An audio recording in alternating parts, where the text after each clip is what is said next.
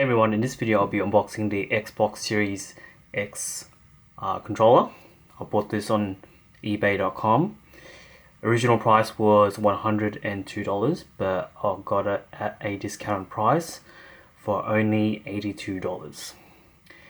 So I'm just going to do a quick unboxing, just to look through at the Xbox Series X controller, and then towards the end of the video I will show you the differences between the Xbox One versus the Xbox Series X.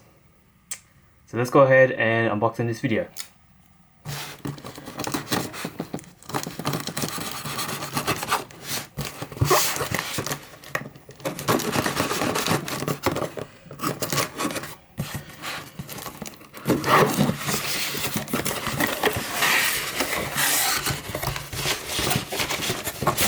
So before we unbox it, let's just take a look around the box. As you can see, I have the carbon black version. On the front we got the front view of the controller, Xbox. On this side here we have the joystick and the D-pad picture. On the top, it just says Xbox wireless controller. On this side tells you what's included in the box. So it includes the controller and the 2 AA batteries. And then on the back, it just gives you the front and back view of the controller. So we have a little tape down here, so let's go ahead and peel it off.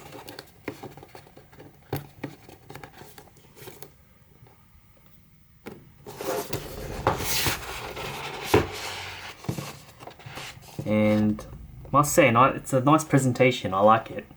So we have the Xbox controller here. Let's go ahead and lift it up. We also have 2 AA batteries. And under here, we have Xbox controller, probably how to use the controller and connect it to your console or PC. And warranty and agreement. So not included with the controller is any sort of charging cable, since they probably assume that you already own a console, so that's why it's not included with the packaging. So let's just take a quick look through at the controller. So as you can see, we have the left joystick, we have our D-pad, this is our view button, we got our share button, and this is our menu button. A, B, X, Y buttons. This is our right joystick. We have the Xbox button here. And if we look at the back here, we have our left and right trigger shoulder buttons. We have a pairing button, and we have a USB port here. And we have this little compartment which we can open. And this is where you can, this is where you put your 2 AA batteries in. And on the bottom here we have our headphone jack along with our USB-C power port. So overall feel, it feels very comfortable to hold. Doesn't feel too big or small, feels just right in the hands. As you can see, I don't really have large fingers or hands. So for me, this feels really comfortable to hold. I've used the Xbox controller before in the past, and I do say I prefer the Xbox controller over PlayStation controllers, just because of how comfortable it is, but also the buttons just feel much better in terms of the feedback. I feel like I'm actually pressing down on them, and I can feel the feedback as I'm pressing down. So, and the position of the joysticks as well. I just think it's a good position to have them in, especially when I'm playing games that require a lot of joystick movement. So obviously I don't have an Xbox console, but I do have a computer, and this obviously with the controller integrates well with Windows, because Microsoft owns both Windows and Xbox. So I'm primarily going to use this for if there are games that a controller is preferably used, then I will use the controller. And so that's why I bought the Xbox controller. Just a little detailing with the Xbox controller. As you can see, we have some I guess, some texture here. Almost looks like little perforations, just to help make it feel a bit more comfortable when you're holding the controller. So here's just a little close-up view of it. So it's kind of just placed where your fingers will be sitting under. And also some more perforations with the triggers as well. Textured perforations, as you can see there.